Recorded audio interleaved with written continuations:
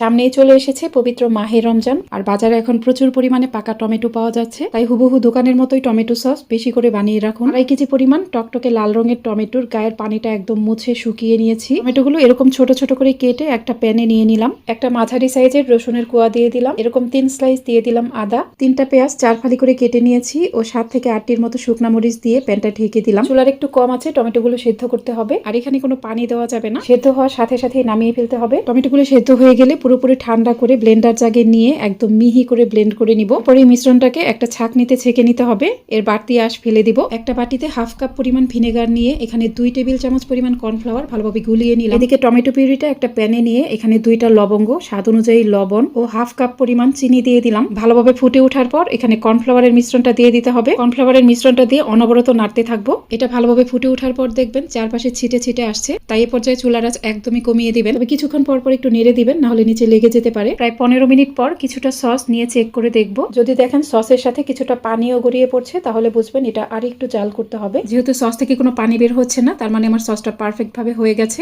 চুলা থেকে নামিয়ে গরম থাকা অবস্থায় এটা অনবরত নাড়তে থাকবেন, না হলে উপরে একটা আবরণ পড়ে যাবে। নর্মাল ফ্রিজে এই সসটা অনেক দিন পর্যন্ত ভালো থাকবে।